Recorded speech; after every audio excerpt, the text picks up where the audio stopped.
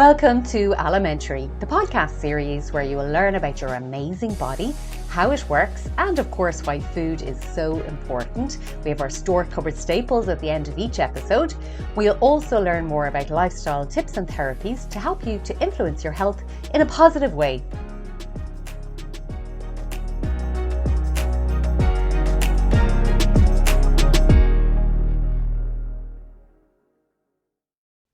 Understanding how our bodies shift between rest and digest and fight or flight states is really key when it comes to having a healthy digestion and absorbing our nutrients. And our nutrients power our energy. They fuel us and they help us to heal. I did a previous episode, which was more of a deep dive on rest and digest and fight or flight. So I'll put a link to that in the show notes. Now, I often discuss how powerful breathwork is, with my clients in terms of regulating our central nervous system and helping to bring us back into rest and digest. So in this episode, we're going to dig a little bit deeper into, beyond the basics of breathing techniques. Recently, I joined a SOMA Breathwork class led by Maria McIntyre and Cavan to, learn more about breathwork and expand my knowledge. So I'm delighted to welcome Maria as our guest to this episode, where she's going to share her expertise and she opens up about the incredible potential of conscious breath. Maria is the founder of Mind Body Breath Healing, and she returned to Ireland in 2024 after 6 years abroad, including time spent in New Zealand immersing herself in Māori culture.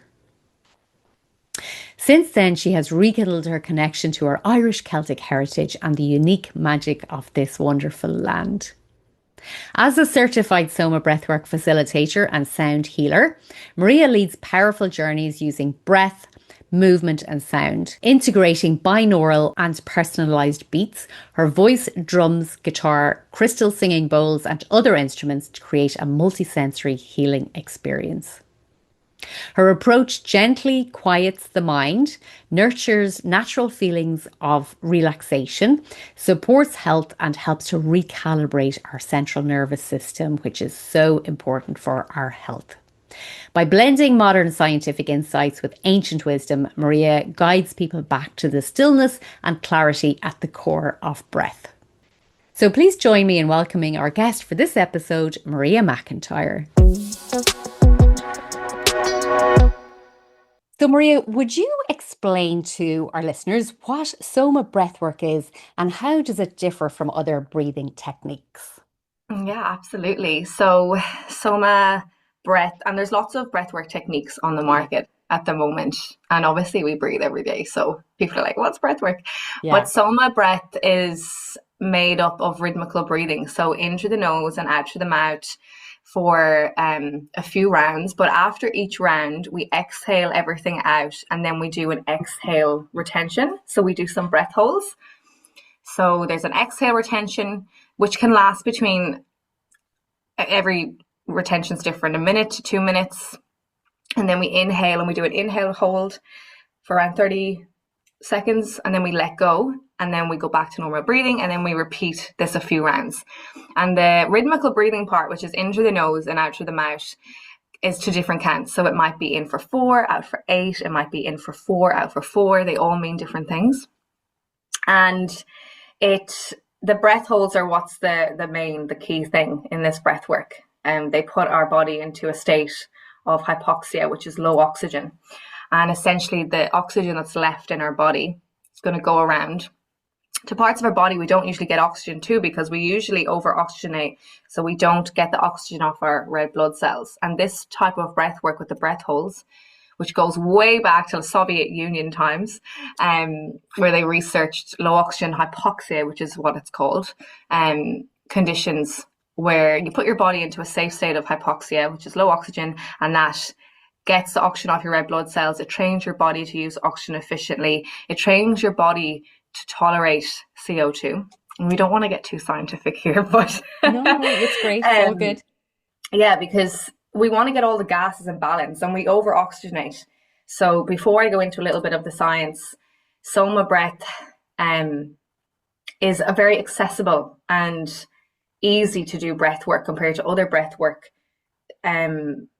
breathwork classes you might see on the market. There's a lot of breathwork, and you have Wim Hof, which is fantastic. It's very similar to Soma breath, but it's a bit more, I don't like to use the word intense because it's fantastic. It's a bit more physical, and they have the cold water exposure, and it's a bit faster, quite intense, more for physical performance.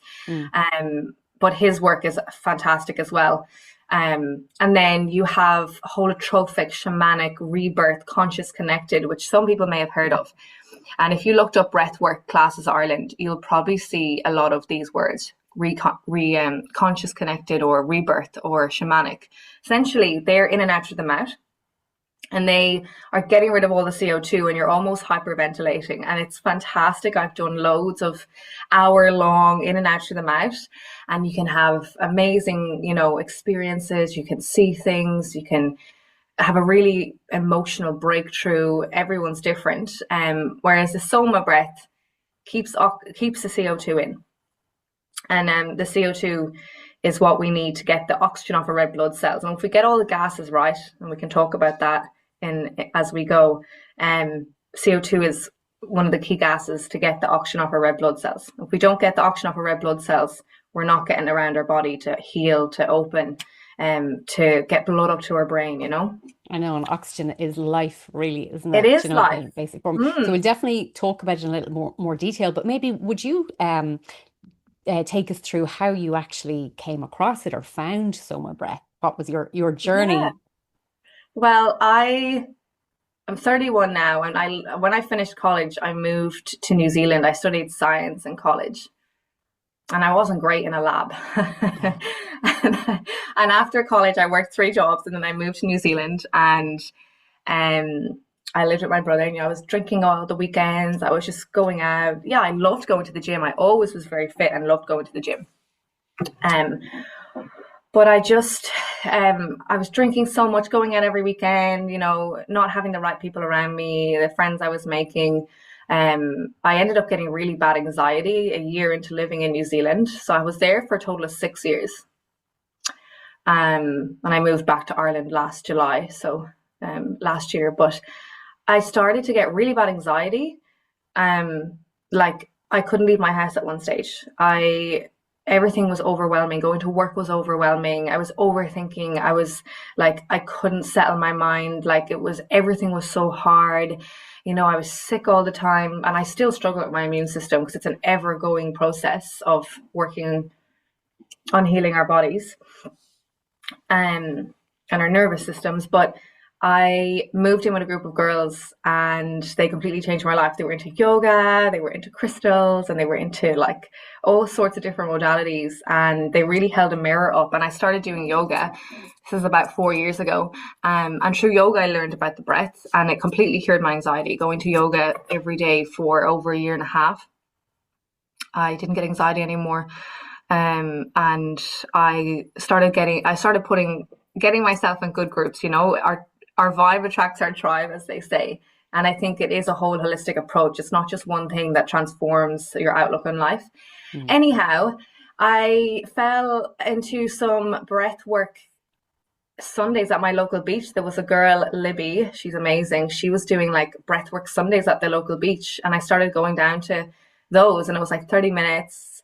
And we did this breathwork thing, and I was like, this is really interesting. And then I went to a few of her sessions of groups, and then I did a one-on-one with her, and that was the mouth breathing. But I had like mad visuals. Like I was like, this is crazy. This is like, it's just stills the mind and quietens the mind, and you go on a journey. And also being in a circle with other women, and just I was like, what is this?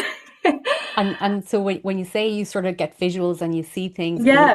is it really clarifying thoughts in your head, or Yeah. what sort of things do you see? I mean, you don't have to tell us what you saw, but no, because is it and is this is sorry, this comes to the whole thing where people think, oh my God, breathwork is so spiritual. But there is an amazing science side, and we'll talk about it with the Soma breathwork.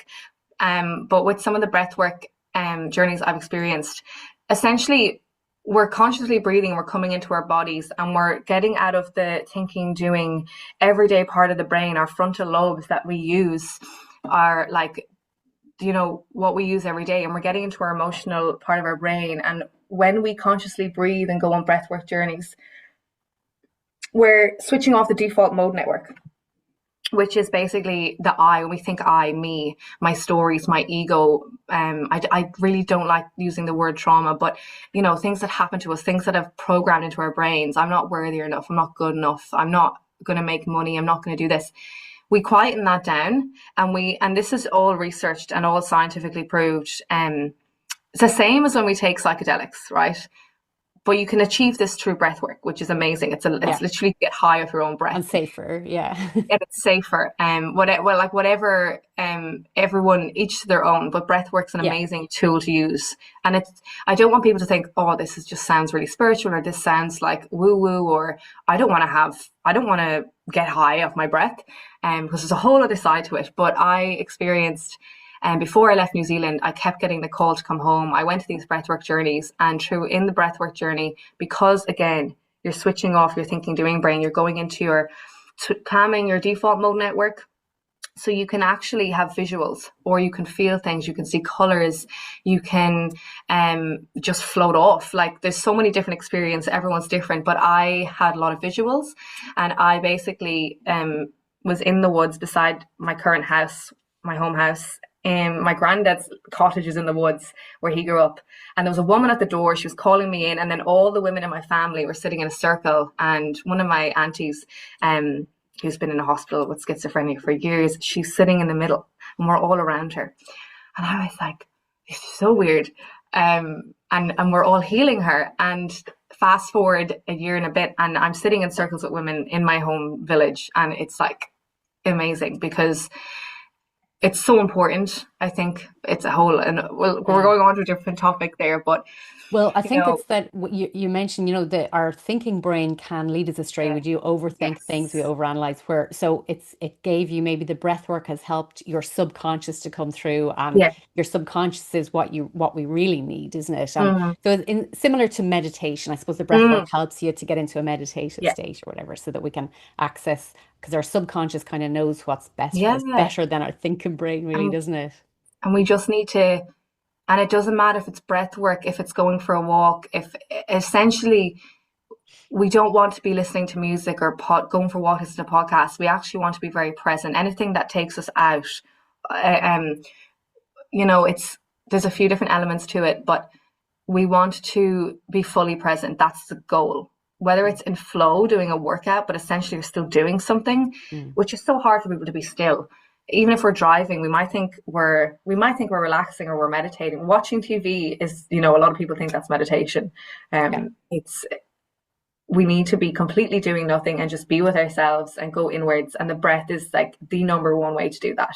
Yeah. As hard as it is to be still. I know, because we're nearly trained not to be still now, with all of the information coming at us and with how busy our lives are. So in a way, it's like going to the gym for doing that breath work and allowing yourself to be still. You have to train yourself into that. It's like a muscle.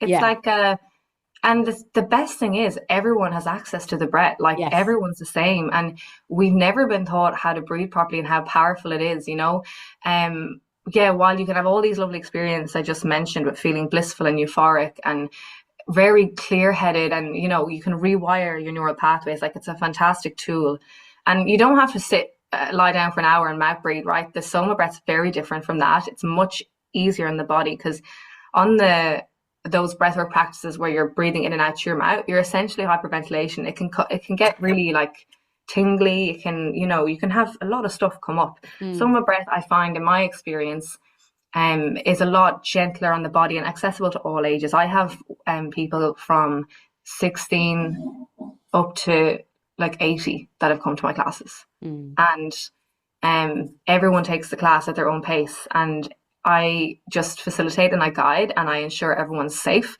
but everyone's on their own journey and everyone will have a different experience. But this, I suppose, it is all about our nervous systems and quieting the mind and learning how to breathe properly. It's simple techniques. It's not actually that complicated. When we learn that when we breathe into our bellies, we have receptors in the lower lobes of our lungs that trigger, which put us into our parasympathetic nervous system, which is our rest, digest, or calm, signaling to the brain like we're okay, we're safe. we have receptors in the upper lobes of our lungs that are a sympathetic, which is if we're only breathing into our chest. And a way that listeners can check this is putting a hand on their belly and a hand on their heart and taking some breaths in through the nose and out through the mouth and noticing what hand is rising first. And consciously, we want the belly to rise first. So when you're breathing in, air goes into the belly, then into the lungs, into the chest, and then up. And then when we exhale, we're emptying the lungs, we're emptying the belly button to spine. So we want to replicate that movement like a wave. And you can really do that by placing your hands on the sides of your lower lungs or on your belly and really feel the air coming in. And the trick is breathing should always be slow and conscious, and our everything in our body usually runs autonomously or automatically. Our body just does it, like our digestive system.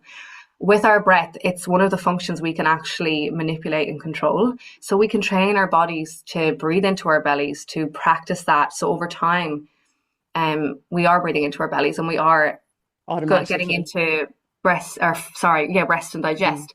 What's happening is, because we've not been taught how to breathe properly, we're breathing into our chests. It's shallow breathing. We're automatically putting ourselves into stress, fight or flight.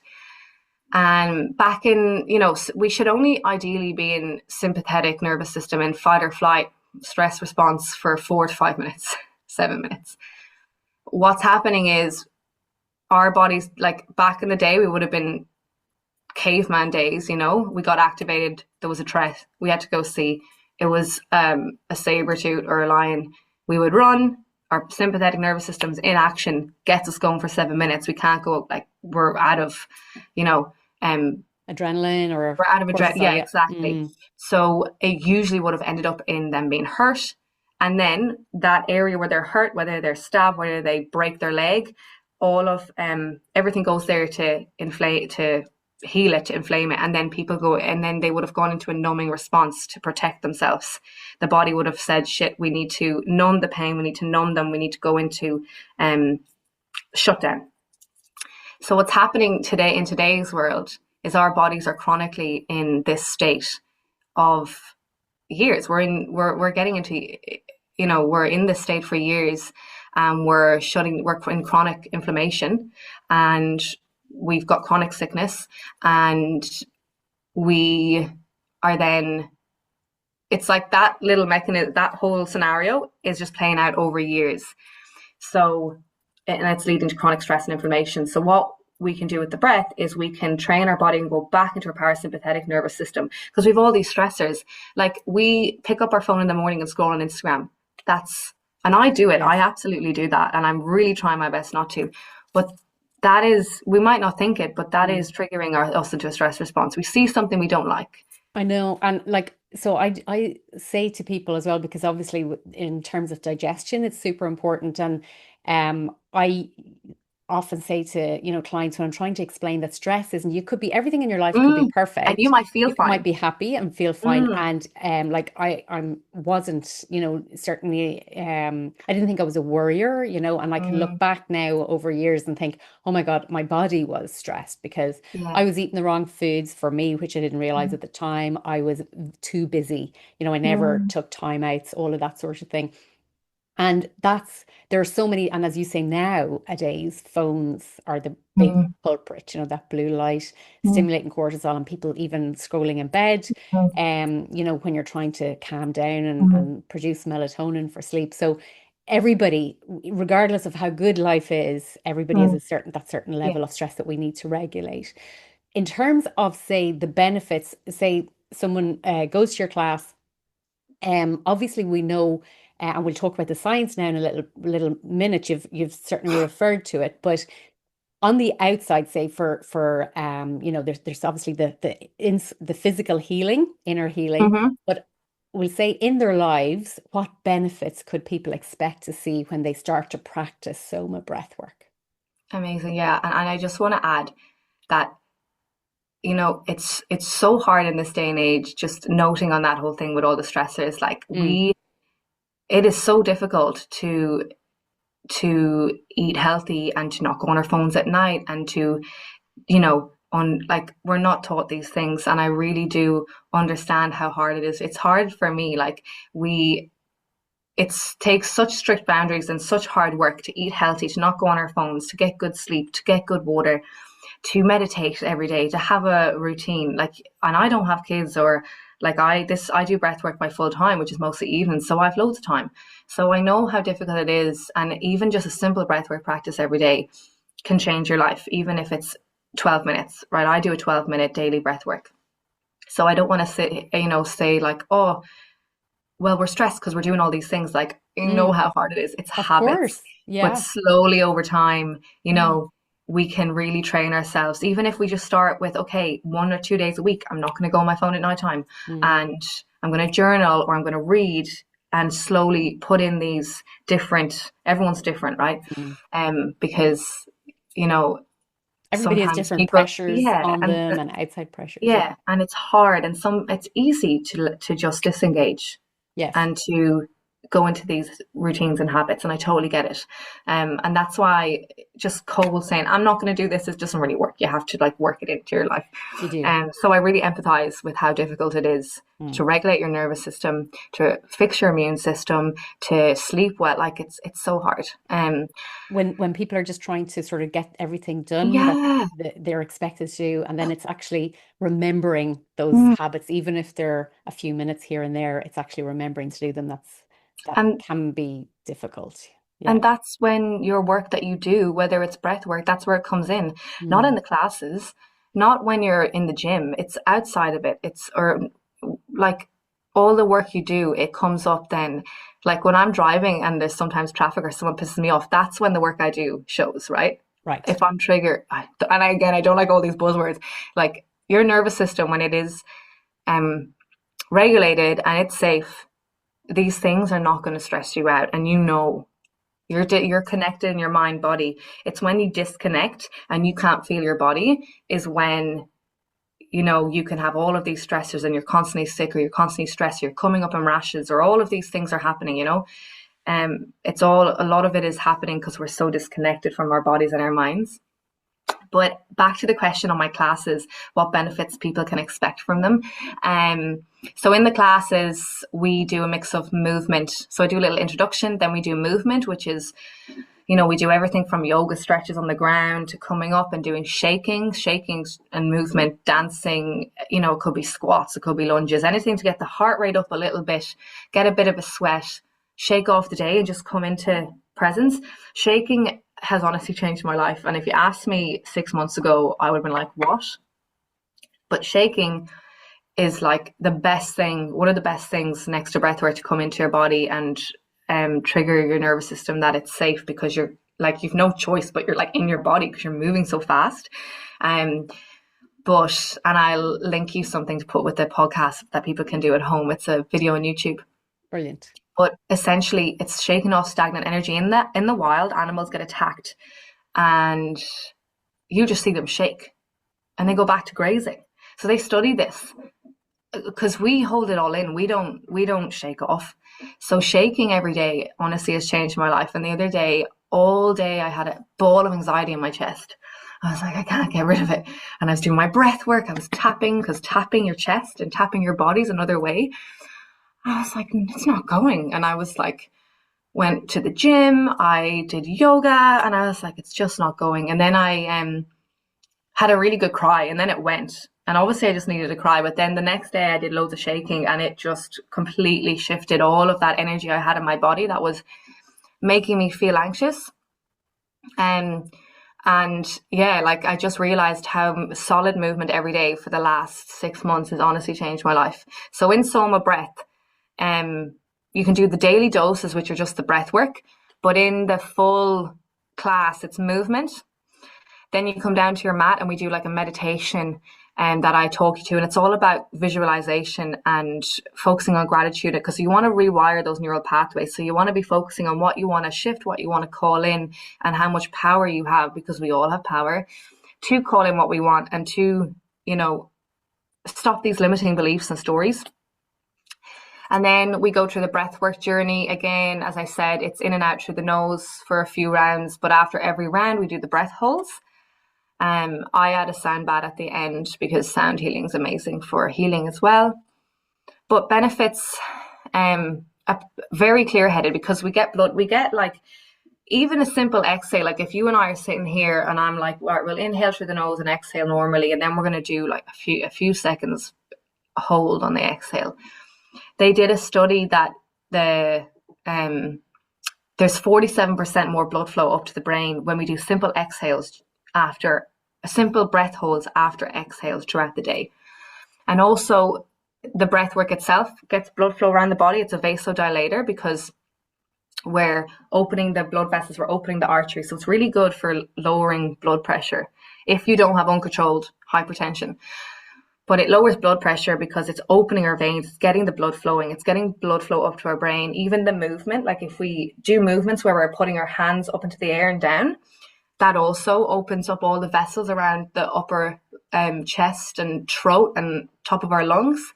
So blood flow up to the brain, getting fluid up to the brain, because again, we're over oxygenating in general. So it helps us slow our breathing down. And over time, consistently, when we can do breath holds, we teach our body to breathe slower. Animals that breathe less per minute live the longest.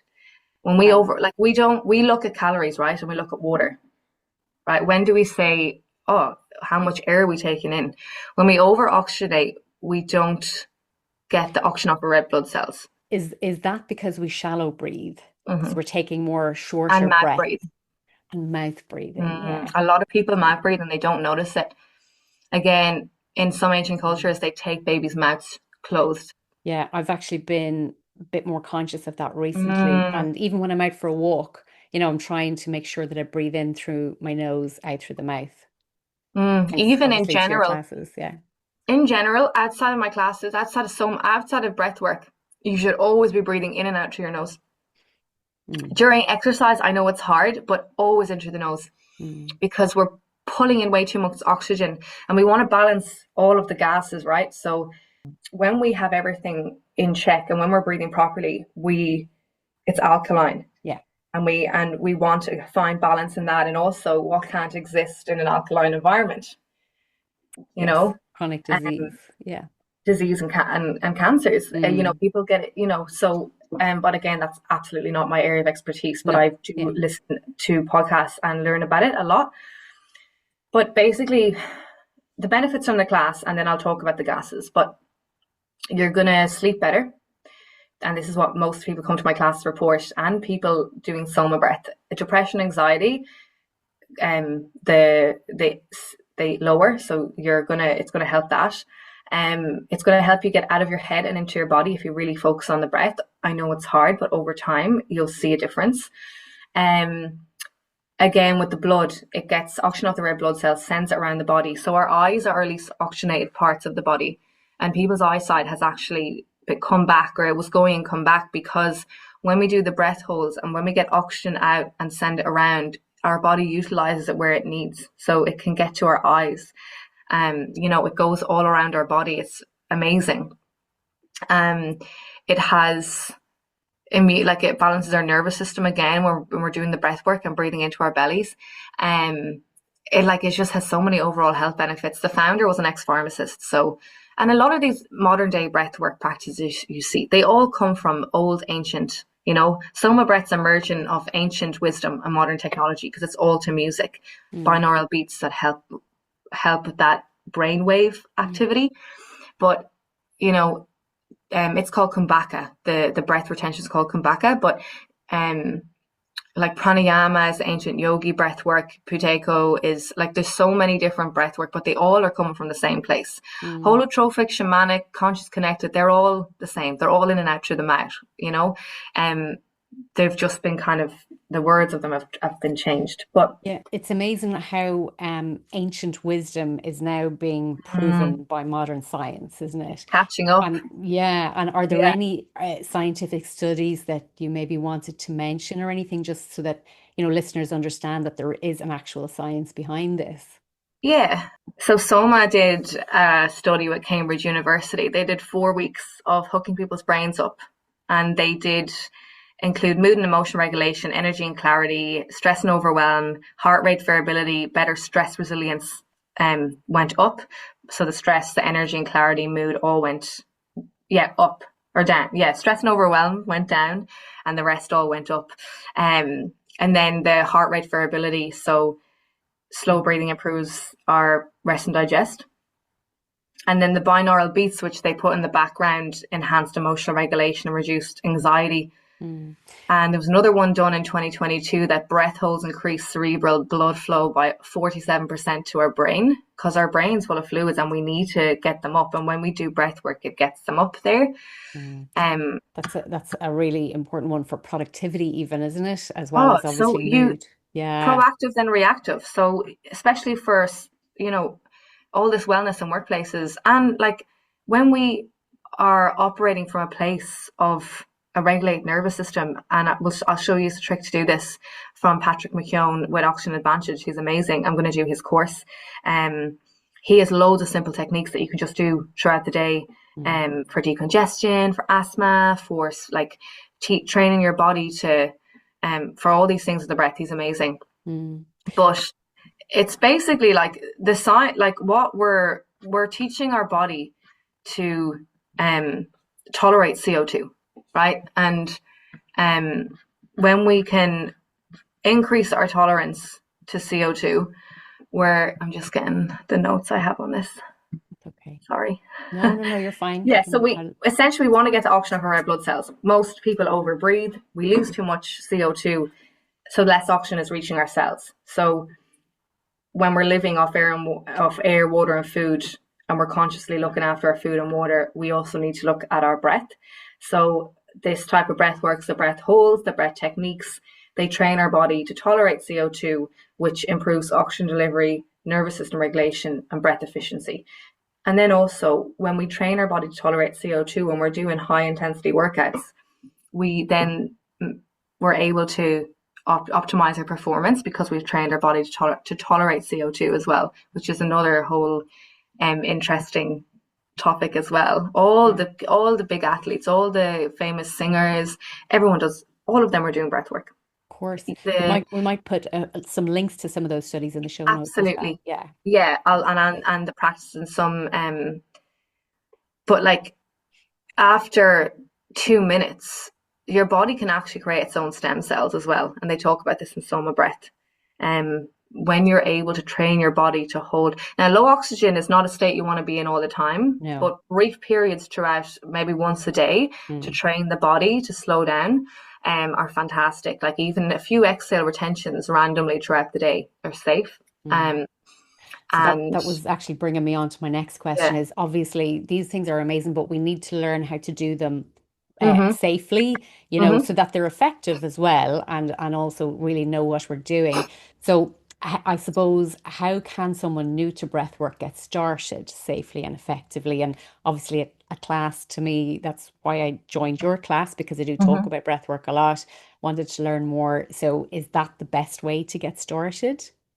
Yeah, like coming to a class is great because you have in-person support, but the most important thing that I would advise and suggest is just becoming aware of the breath.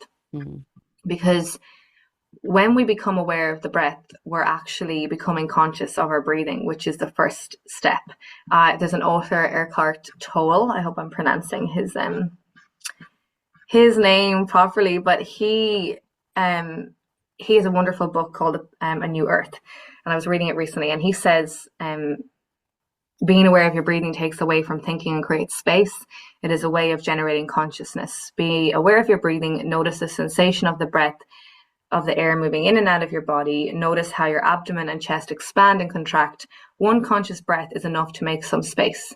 One conscious breath taken many times throughout the day is an excellent way to bring space into your life and stillness. Breathing, the breath has no form, and since ancient times it's been equated with the spirit, the formless one life. God formed man of dust from the ground and breathed into his nostrils the breath of life, and the man became a living creature. So just becoming aware of your breath, simply stopping and feeling it come in through the nose and drop out. Feel your body move up and down. And then, that's the biggest thing. Anytime I feel stressed, Anytime I feel anxious, I simply take a breath in for 4 and then out for 6 or 8, really slowly. And if I'm struggling to sleep, I do that as well. So Powerful. that will be my first, if I'm saying to someone, because we all have this power inside of us, this life force, this breath. And if we can learn to harness it, it's honestly transformational. It's transformed my life, like doing it every day and having my breath holds longer. Even a simple, if you're just breathing throughout the day and then take an exhale and then just hold for a few seconds.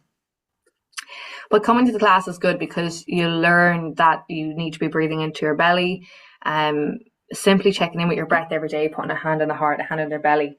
And if you think of it, just do it and be like, oh, am I breathing into my chest or my belly? And through this, you're also becoming still and aware and present, which is what we want, right? Exactly. And definitely when it comes to that hypoxia state, you would want to do that guided. Yeah. So you don't want to do that by yourself. You don't, but you can always, like, even 5 to 10 seconds. So there's a trick that Patrick McKeown taught. I actually saw it on a podcast he did recently, where you breathe into your nose, and this is for anxiety or stress or panic, anyone prone to panic, or that feeling you get in your chest when you're about to go into a meeting or like you're anxious. So you just breathe in and out through your nose normally, and then you take an inhale through the nose and then an exhale through the nose, and then you pinch your nose and you count to 5. Breathe in normally through the nose, out normally through the nose, and then do it again, in and out, pinch, hold your breath for 5, and repeat that as many times as you want, up to 10. And what's happening is when you're pinching your nose, nitric oxide's building up in your nostrils, and then when you inhale, it's getting into your going into your chest. We're also into your bronchioles. And there's 2 benefits of this. The first one is we're stimulating our vagus nerve, which is our nerve that goes down into our parasympathetic nervous system, and it has a neurotransmitter, and it's sending up to the brain a message that we're safe to send to the body. So we're calming ourselves down with this technique. But also nitric oxide is pooling in our nose, and nitric oxide is the miracle molecule, the miracle gas. It's antibacterial, it's antiviral, it's anti-everything basically, and it's only created when we breathe in through our nose. Good for asthma, good for bronchitis, fantastic because it gets into our bronchioles and it opens them. We have a tennis court worth of cells in our lungs. I'm going to butcher the word, but it's amazing. I read that recently and I was like, I know, because our bodies are fantastic. Amazing. And I'm pretty sure that people are selling nitric oxide supplements, and we can make it ourselves. We just need to breathe into our nose, and the breath holds are amazing as well, because nitric oxide is, and I have a note on it here, they call it the miracle gas. And if you breathe through your mouth, you don't get nitric oxide. So if anyone has asthma, if anyone has, bronchitis, that exercise is amazing. Another one for decongestion that Patrick McKeown teaches as well is the same technique where you're in and out through the nose and then you pinch and hold for 5. And they advise not to do this. And this is the same for breath holds. Pregnancy, epilepsy, pacemakers, any cardiovascular issues, recent surgeries, terminal illnesses, uncontrolled hypertension, chronic low oxygen condition, and they advise not to do the breath holds and this specific movement for decongestion. Everything else is safe, even in my classes, because for pregnancy, like, you don't want to starve oxygen going to the baby, right?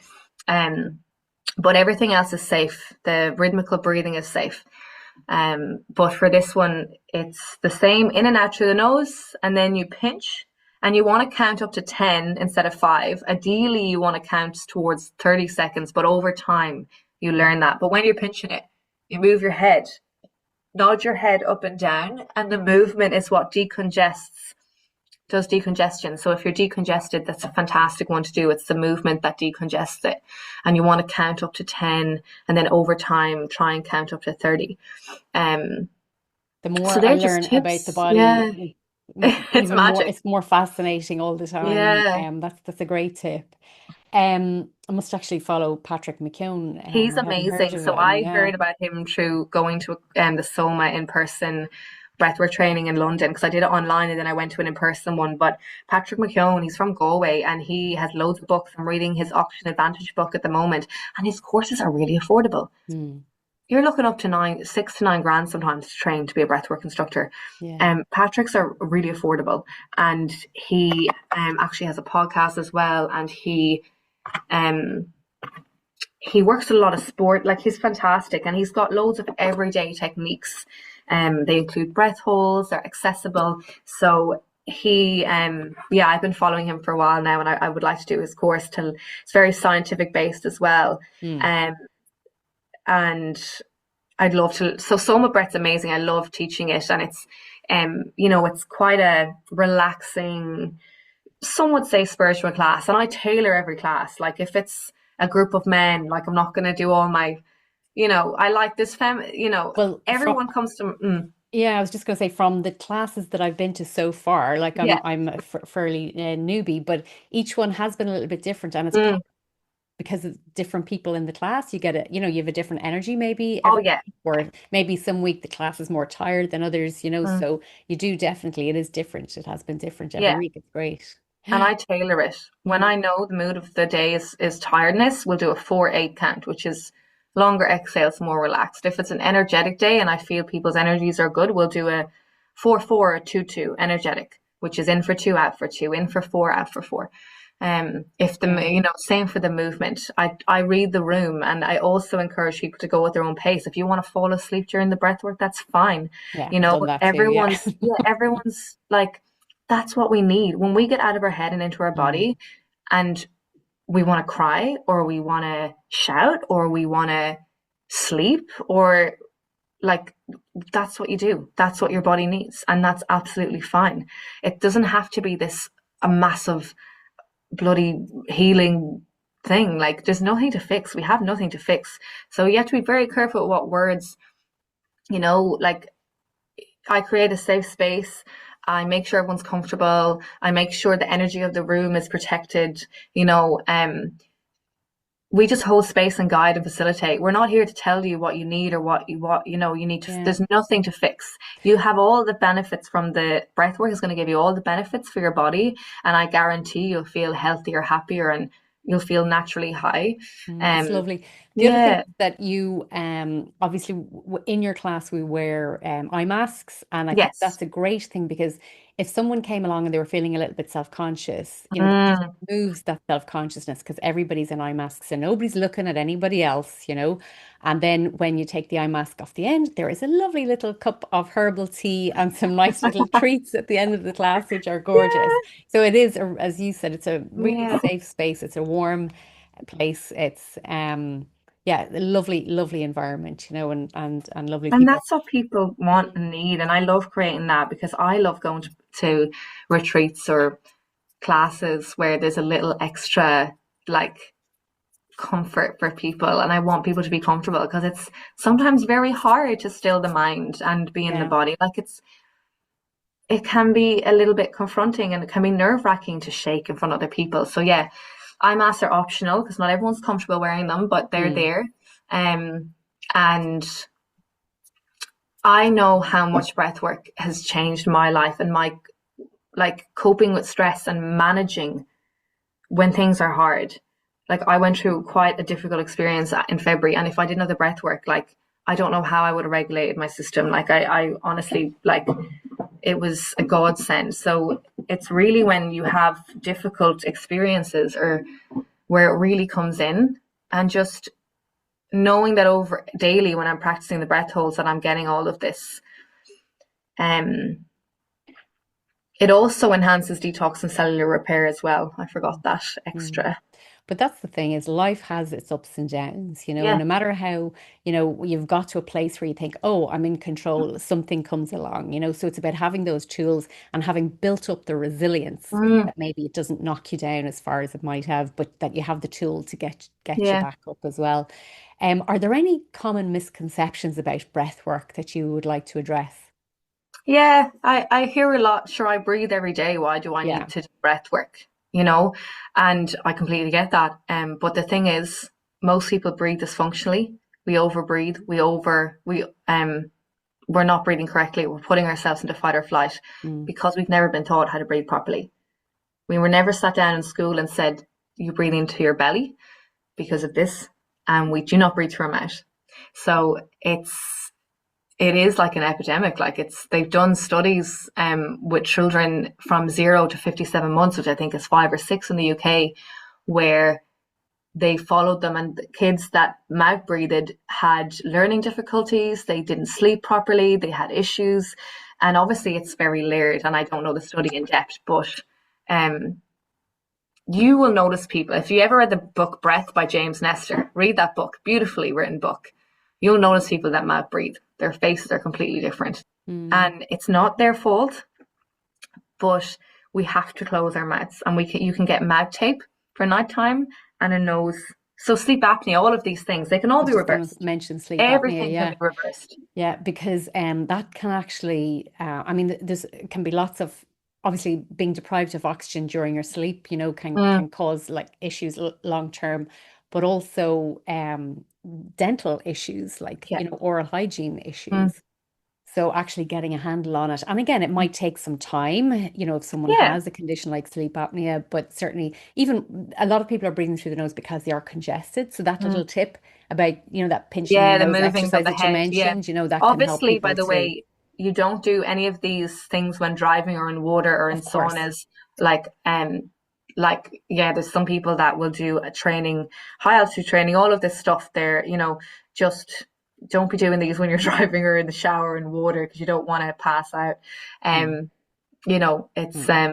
Yeah, be safe and yeah, and be safe. and learn and become, knowledgeable about it. Yeah. But as you say, there are the simple starting point is Mm, being conscious of how you're breathing, and yeah. then, Just tuning into it. if you can, yeah, breathe in and out through your Mm. nose, and that is a super starting point. And it is powerful, that there's no doubt It's about it. very And powerful. It's our life yeah, force, and and people, another misconception is it's woo woo or witchy or only for yeah, athletes, or, it's intense, or I'm too scared, I'm going to go and it's going to be traumatic because I'm going to remember all these things.